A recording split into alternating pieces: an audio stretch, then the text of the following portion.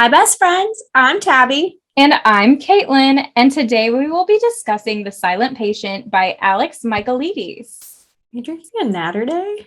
I am drinking a Natter Day. Woo! Pineapple. That's not a plug. Oh. Yeah, pineapple lemonade. We not a sponsor, but if you guys haven't tried them, Natter Days has strawberry lemonade and pineapple lemonade flavors. They are very tasty for those of you who don't like beer very much. That's me. Good. And every Saturday for the Natter Day, you know? Exactly. So we are going to kick things off. This first part will be just the synopsis because it's not a super long book, but it's a long convoluted enough. synopsis though. Yeah, there's a lot of detail going on. So first I'm going to read the back of the book. Alicia Berenson's life is seemingly perfect. A famous painter married to an in-demand fashion photographer, she lives in a grand house overlooking a park in one of London's most desirable areas. One evening, her husband Gabriel returns home late from work, and Alicia shoots him 5 times in the face and then never speaks another word. Alicia's refusal to talk or give any kind of explanation turns a domestic tragedy into something far grander, a mystery that captures the public imagination and casts Alicia into notoriety. The price of her art skyrockets, and she, the silent patient, is hidden away from the tabloids and spotlight at the Grove, a secure psychiatric unit in North London. Criminal psychotherapist Theo Faber is captivated by Alicia's story and jumps at the opportunity to work with her. His determination to get her to talk and unravel the mystery of why she shot her husband takes him down a path more unexpected, more terrifying than he ever imagined. A search for the truth that threatens to consume him. Shocking, thought-provoking, and deeply twisted, The Silent Patient is a spellbinding psychological thriller about violence, obsession, and the dark side of passion. Really missed the passion part of it, but everything else is very good. Well, I mean, it's the dark side of passion. It's not the fun part. It's not the fun part of passion, unfortunately. Yeah. I'm sweating to death. It's so hot in our 80 house. degrees in my house. Anyway. Yeah. And it's so humid. And my husband, Cole, does not believe me. Like, he's like, no, I'm fine. I'm cold even. He told me he's cold. Oh, God. The audacity. He's gaslighting me. I'm sweating. Anyway, so we start the book off with a prologue from Alicia Berenson's diary. And Alicia writes about her declining mental health and how she's keeping a diary at the behest of her husband to express her feelings. She admits that she's only journaling to convince her husband Gabriel that she's trying to get better. So we don't really get any other background besides that. Then the book is kind of split into parts. So we're going to start with part 1. We learn that 6 years ago, Alicia Berenson killed her husband after 7 years of marriage. She was a painter, and her husband was a fashion photographer. When police arrived on the scene, Alicia was in a state of shock and had attempted suicide. She recovered from her suicide attempt, but never spoke again. She did paint, though. She painted a self-portrait entitled Alcestis, who is the heroine of a Greek myth in which a woman sacrifices her life for her husband. The narrator admits to waiting in line to see the Alcestis while Alicia was on trial for murder. Based on the testimony of forensic psychiatry, Professor Lazarus Diomedes, Alicia was sentenced to the Grove, a forensic unit in London. The narrator, Theo, reveals that he is a forensic psychotherapist that has felt compelled to apply to the Grove to work with Alicia. Alicia. No, what is it? Alicia? Alicia. Yeah. So, yeah. I thought it was pronouncing it wrong in my head. We have Americanized her name, Alicia. My bad. Our apologies, Mr. Michaelides. So Theo gets the position at the Grove, and he meets Yuri, who is the head psychiatric nurse, and Stephanie, who is the manager of the facility. He attends the community meeting to meet some of the patients and other psychotherapists, and he notices that Alicia just is not looking good. Like, she's looking extremely drugged. And so after the meeting, Theo goes to Professor Diomedes' office to discuss whether Alicia is in individual therapy. And he's like, Theo, I tried to work with her, but she will not talk. And Theo is like, well, I kind of want to try working with her myself. Because he's very very proud. He's very proud. He's very full of himself. He is. So Yuri introduces Alicia to Theo, but she doesn't speak. Obviously, she doesn't talk to anybody. Theo thinks of his own psychotherapist, Ruth, and what she would do in the situation. So they just sit together in silence. And later, Theo goes through Alicia's file to see she has a history of attempted suicides and at least one incident of a violent outburst towards another patient.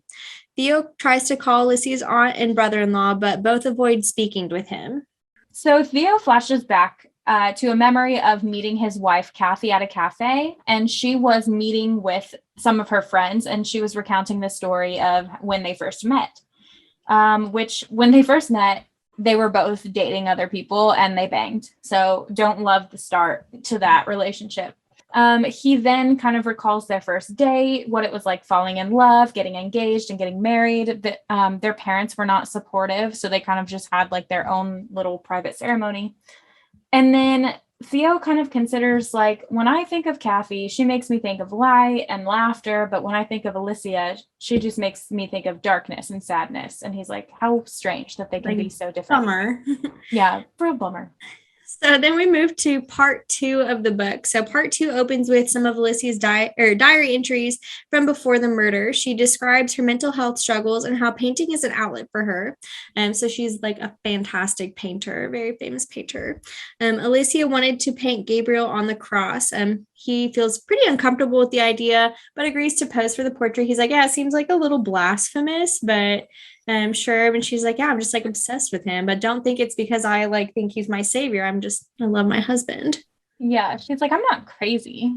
Calm down. So Theo meets with Diomedes to discuss Alicia. Diomedes brings up that Theo and Christian, who is another psychotherapist that works at the Grove, they worked together previously at the Broadmoor, where Theo was working before this job. And Theo doesn't really care for Christian, and Christian also doesn't really care for Theo. But Diomedes was like, what is this? Do you guys like not like each other? And Theo's like, no, he's fine.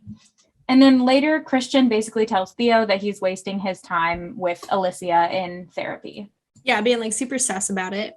Yeah. So a few days after getting them to reduce Alicia's dose of antipsychotics, Theo meets with her again. She still is not saying anything to him, but does seem to be more alert because she is not on horse tranquilizers. And at the end of the session, she ends up actually attacking Theo. So he's like really kind of poking at her, trying to figure out like her relationship with her husband and like if she loved him. She did not care for that. So Theo's not discouraged by the incident, and he actually arrives home to his wife, who is not back from her rehearsal. So she is an actress. She's performing in like this play. So he ends up smoking a joint, which he's not supposed to do. It's like this whole thing. He used to be addicted, but now he's not, but he's under a lot of pressure. So he smoked one, and then accidentally stumbles onto evidence that Kathy's having an affair. Shocker, considering you both were cheating on your when you first met. Got together. Wild. At the next session with Alicia, Theo tells her that part of her must have hated Gabriel or she wouldn't have killed him. She becomes really angry and she just leaves. So Theo is pretty frustrated with himself. He's like, man, I let my own personal feelings toward my own wife affect this session. And so he's really upset and he goes to talk to his old therapist, Ruth. So Theo leaves his discussion with Ruth, ready to confront Kathy. Basically, she told him, you need to end it because you deserve to be loved. And he was like, maybe. So he goes home and Kathy tells him that they need to talk. And he's like, oh shit, okay. She found his secret weed stash and she's like very disappointed in you. It's like, okay, sure. He's like, yeah, you're right. Terrible person, like didn't confront her. He's like, I'm not going to either. And so they argue, and then he's like, let's just go to bed. And so Theo, he says nothing about the affair, and he decided he needs to forget the affair so that they can be happy and in love because they were love at first sight or some bullshit. Yeah, he's like, I cannot leave this woman. So Max Berenson, who is Gabriel's brother, agrees to meet with Theo about Alicia. He tells Theo that he hated Alicia for ruining and ending his brother's life. And he also tells Theo to talk to John Felix, Alicia's gallerist, if he wants gossip. So as Theo's leaving, the secretary, who is also Max's wife, her name is Tanya, tells him Alicia's cousin Paul is who you need to talk to because they grew up together. He knows her better than everyone. So next we see more of Alicia's diary entries. She's describing a dinner party that Gabriel threw for Max. So she privately confronts Max about a party. It was their housewarming party where he sexually assaults her. He like grabs her and like tries to make out with her. And he becomes really angry and again tries to grab her and make out with her. And so she bites his tongue as she should. And she doesn't want to tell Gabriel because he's always looked up to his big brother and she feels guilty about it. And then the last diary entry is from her 33rd birthday, and Gabriel told her that he wants to try to have a baby. And previously, she had been a little hesitant to have children because her mom was a psychopath and like tried to kill them both. And she's afraid like her mom's sickness will like goes passed down to her basically. Yeah. So Theo calls Max again because he can't find any mention of Alicia's overdose in her file. Max had told him like she had attempted an overdose after her dad died.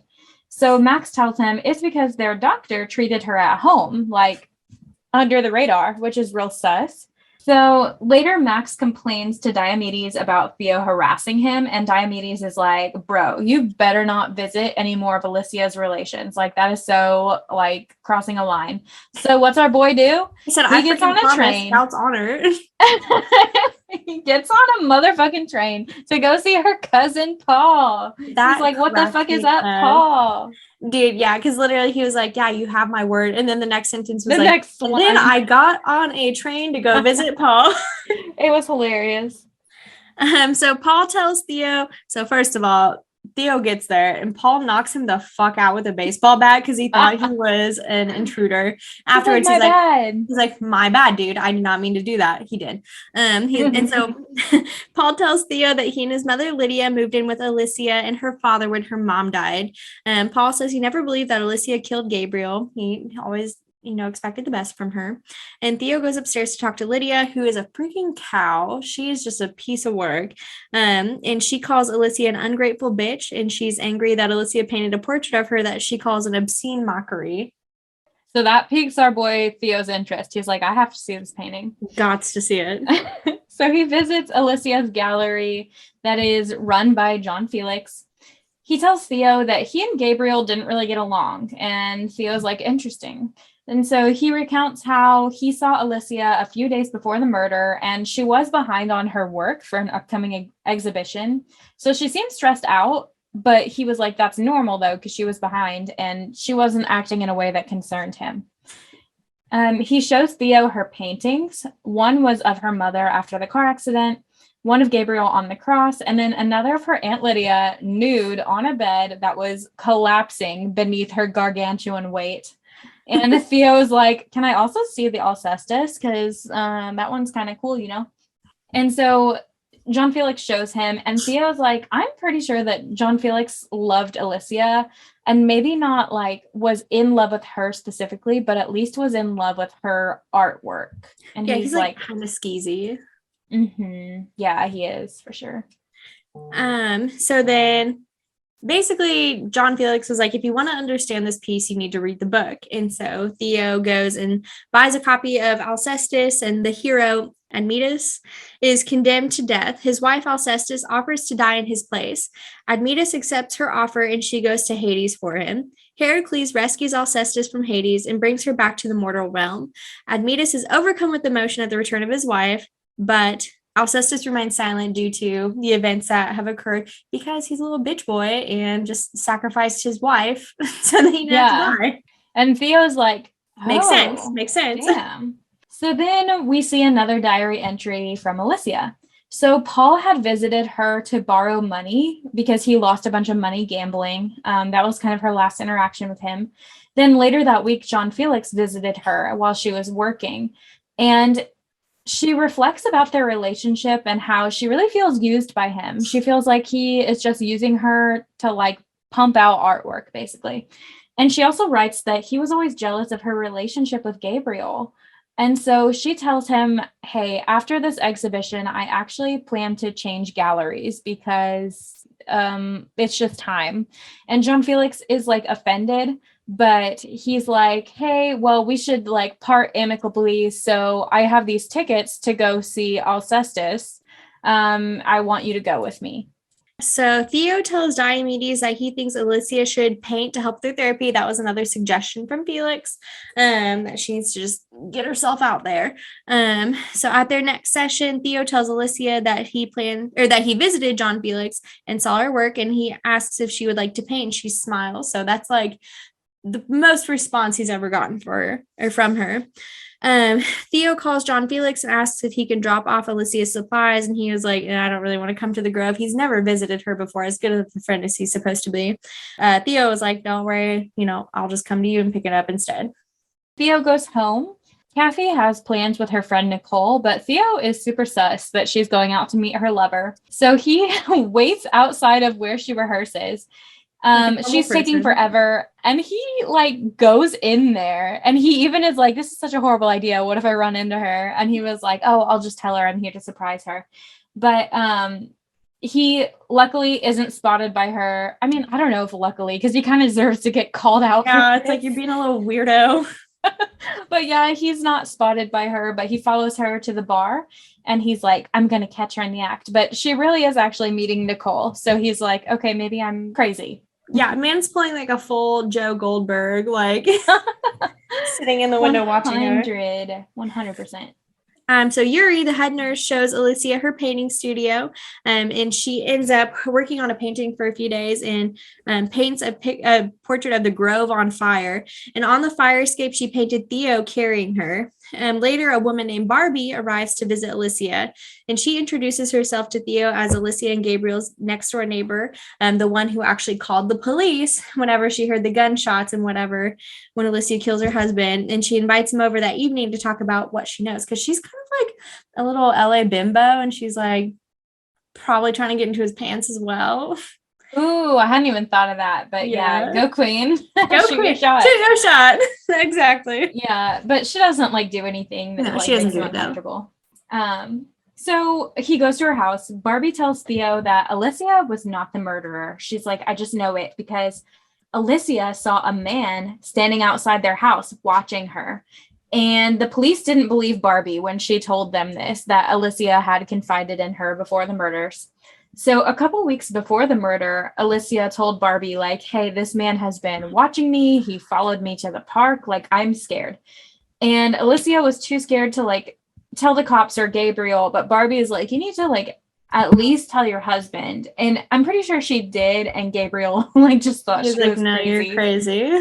Yeah, because she had, like, a history of mental health issues. So Theo arrives at work the next day to a chaotic scene. So Alicia has attacked Elif again. Elif again. So Alicia just stood there expressionless and stared at Theo. He saw that Elif had vandalized Alicia's painting, so she wrote slut on it like a bully. Yeah, like a 12-year-old bully. Yeah, because I think she kind of has like the mental capacity of a 12-year-old. Yeah, maybe I shouldn't come for her. Like, she's a psych ward. It's sorry, Elif. So he tells Elif that she didn't deserve to be hurt, but ruining Alicia's painting was a bad thing to do. And Elif says Alicia didn't attack her because of the painting. She attacked her because Elif said Theo is in love with Alicia. And Theo's like, oh my God, stop. Yeah. And so Alicia, totally because of this incident, gets sedated again. And she's put into seclusion. And Theo is like, Diomedes, like, give me one last chance, bro. Like, I really think we're getting somewhere. And Diomedes is like, absolutely fucking not. She just stabbed a paintbrush through another patient's eyeball. So Theo meets with Alicia to let her know, unfortunately, our therapy has been terminated. And she holds out her journal for Theo. And she's just kind of like holding it there, like, not talking, but like implying that she wants him to read it. So this brings us to part 3. So part 3 consists of Alicia's diary entry again. So she wrote about the man standing outside her house. So she notices him a couple more times, and she tries to tell Gabriel. And he assumes it's John Felix because he's a little creep. And Alicia is like, no, it's not him. So Gabriel then kind of starts like gaslighting. He's like, are you sure it's not just in your head? He's like, could you be imagining things? And she's like, no, like there's a man standing outside of our home. And he is like, No, probably not. He gets like kind of pissed off. He's like, "You're going crazy again." And so she decides she's going to take a little walk through the secluded woods as a normal person would. And the man follows her to the park, and she's like freaking out. And so she tells her next door neighbor Barbie about her fears. And Gabriel becomes worried about Alicia's paranoia, and she is forced to go see Dr. West, who saw her after she had tried to commit suicide the first time and put her on this crazy medication. Yeah, and Dr. West is basically just like Gabriel's friend, by the way. Yeah. This is not like she's not going to see a doctor in a doctor's office. This is like someone she's seeing in somebody's house. So Dr. West like barely listens to Alicia's concerns. He's basically like, just take these pills, like for the love of God. And so Gabriel's like, yeah, like take them. And she's like, I don't want to, but I also like, I love this man more than anything in the world. So she takes the pills. At least the first day, I think. No, he's like, let me see you swallow them. And so she's like, okay. And like cheeks them. And Oh, like, she does fake it out. Spits them out. Yeah. Okay. Yeah. I was like pretty sure she faked it out at some point, but I thought maybe the first day she took it. She cheeked those bad dads. I do not blame her because she was legit seeing a man. So a few days later, they go out to dinner with Max and Tanya. And in the hallway outside the restroom, Alicia is like, Max, I know you're fucking stalking me. Like, cut it out. And he's like, no, I'm not. Like, what is this accusation? And she slaps him across the face and Tanya witnesses it. So they like leave and Gabriel is like, what the fuck is wrong with you? And then her last entry in this little section on August 25th reveals that the man is inside her house. Like she can hear him. And then the entry just cuts off. And it's like, oh, okay. Snap. So that brings us to part 4. So Theo finishes reading the diary and decides he needs to follow up with Dr. West because he's like, oh, you know what's fucking crazy? Someone works here with the last name of West. Who could it be? It's our fellow dickweed Christian. It's Christian who's been like basically lying and saying that like Alicia is borderline this whole time and that she's fucking psycho and she needs to be sedated with horse tranquilizers. So Christian gets confronted. Theo's like, care to explain? And he's like, well, I was friends with Gabriel and I only treated her as a favor to him. Like I only saw her a couple times. And Gabriel was paying him cash under the table so that he couldn't like claim the money. And so Theo demands that Christian tells him everything he knows. And Christian basically calls Alicia a bitch and says that Theo is wasting her time and that Gabriel deserved better, basically, and that she sucks. And so Theo asks Yuri to help arrange a meeting with Alicia, and he assures her that he is on her side and that he believes her, and she seems to trust him. Yeah, and my poor girl Alicia is getting called a bitch left and right, and like I feel like it's a little unfair, but we'll get to that. But whatever. So Theo returns home to find Kathy is getting ready to go for a walk, and he's like, "I'll go with you," and she's like, "No, I want to rehearse my lines," and he was like, "Well, I can help." And she's like, no. Like, I want to be alone. And he's like, rather actually eat glass. Thank you. So what does he do? He follows her and sees her meet up with a man. They go into the woods and they have sex in the woods. Yeah. Sounds like bug primal bites. Play. Yeah. Talk about primal play. Yeah. So he's just basically listening to them get it on in the woods, like crying. Talk about voyeurism. Voyeurism as well. So no, he is crying in the club, trapped in some branches, listening to them get it on in the woods. So Theo goes to the gallery to see John Felix, and he stares at the Alcestis and notices that Alicia has painted a man who is hiding in the dark, spying on her. And he was like, oh shit, there was a man. Yeah, there was a man. Of course there was a man. Theo tells him that he knows Alicia was planning to leave the gallery, and so her art doesn't belong there. He's like, basically like, bitch, I got receipts, and I know that you were lying about what you told me about you seeing her. And so he leaves the gallery and then calls Paul to arrange a meeting because at this point he knows all their dirty laundry. He knows Paul was lying. He knows John Felix was lying. He knows Max was lying. He's about to call them all out. So Theo gets on a train to meet with him, and while he's on the train, he calls Max and lets him know about Alicia's diary entry and what was revealed, and he's about to lay down the law. When Theo meets up with Paul, he asks about Alicia's father. And Paul says he really didn't talk much. He was basically never the same after his wife's death. And Paul's like, I'm going to show you this like place that Alicia and I used to go up on the roof together when we were kids to just like escape reality. And at one point, Theo thinks that Paul's about to straight up murder him. Yeah, he's like, Paul's going to shove me off this roof right now. But really, Paul was like, hey, buddy, you're standing too close to the edge. Like, come a little toward the center. So Paul tells Theo a story about when Alicia and Paul were up on the roof and they overheard Alicia's father asking, why my wife? Why didn't Alicia die instead? And Alicia was like, my dad just killed me.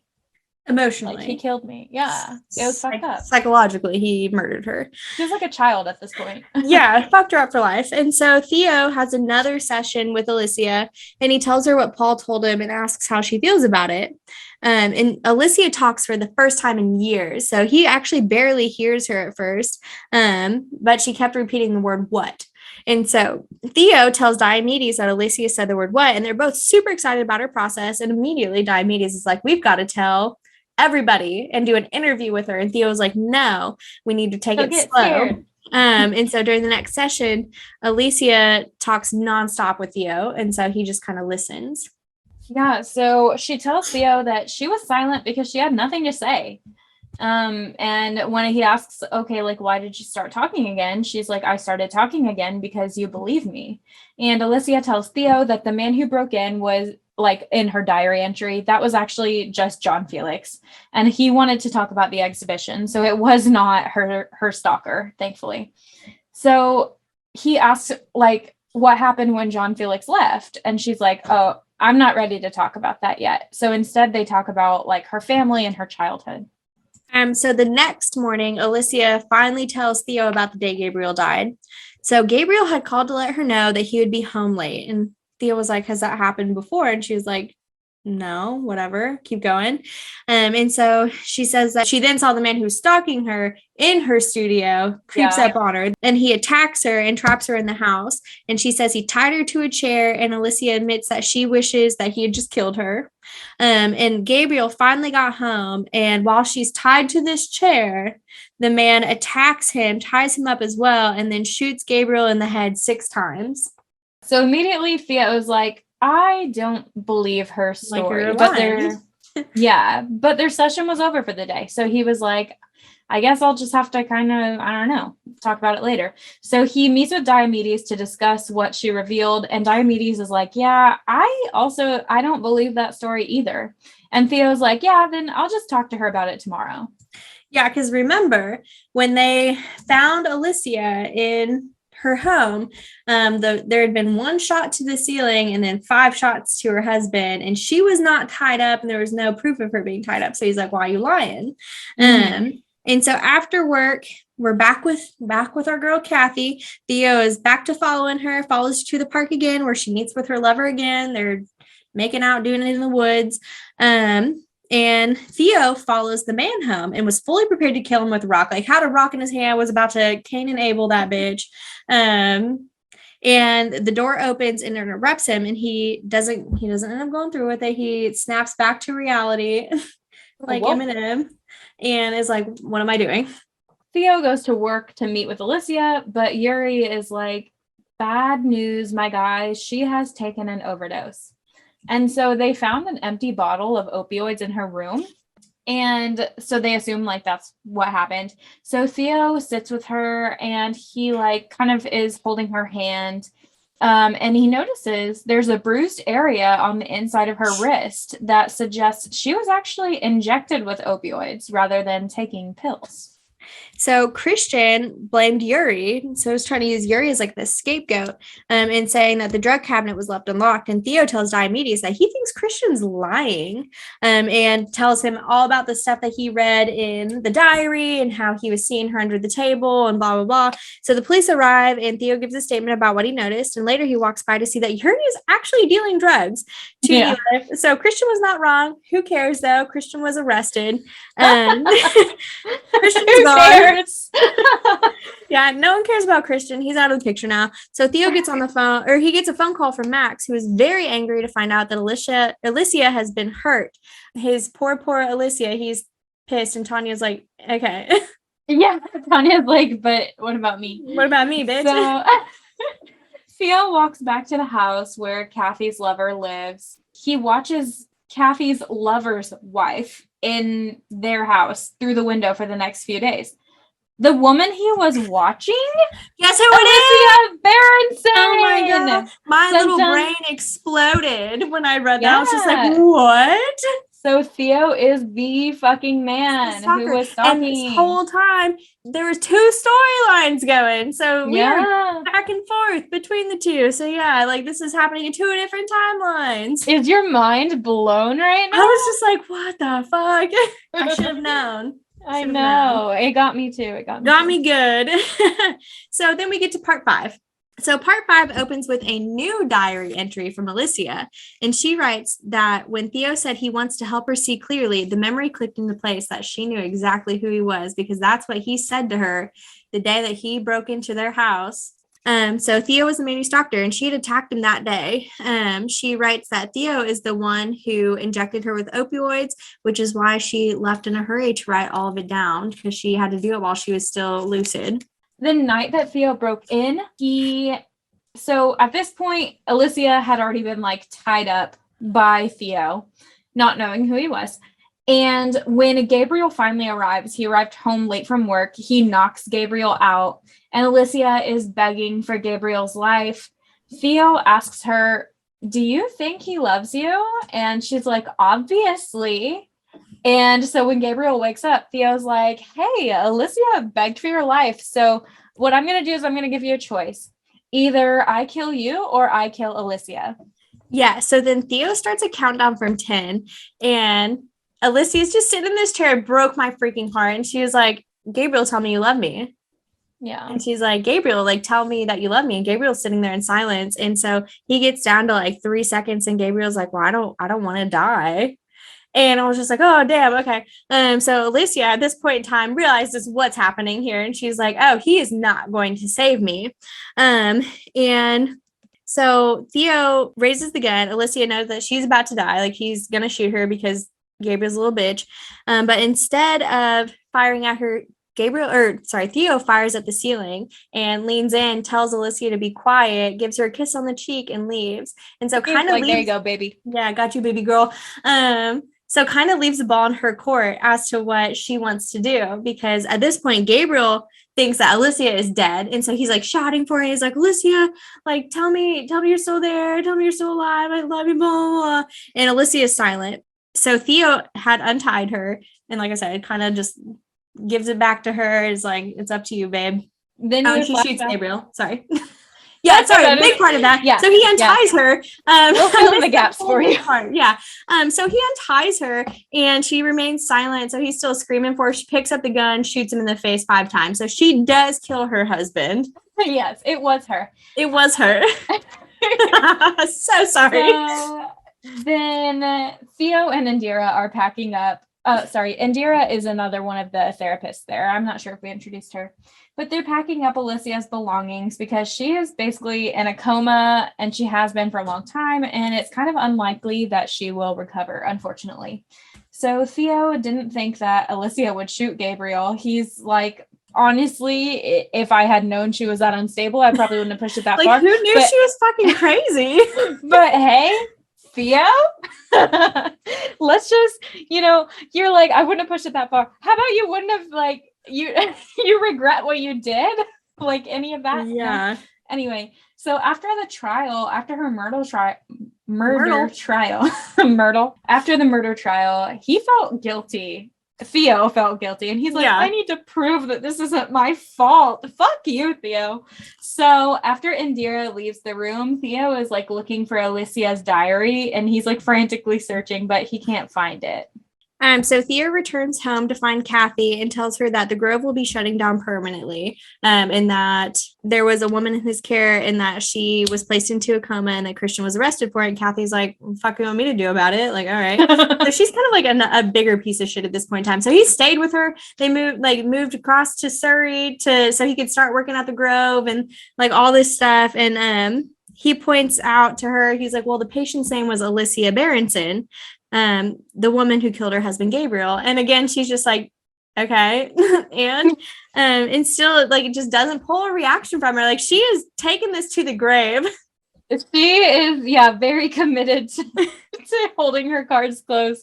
He's like, Alicia Berenson, name ring a bell. killed her husband Gabriel. You know Gabriel. Gabriel, he was a famous fashion photographer. Yeah, she's like, and she's like, really who? sad. So then there's a knock at the door, and Theo opens it to Chief Inspector Allen, who he had given a statement to about Christian earlier.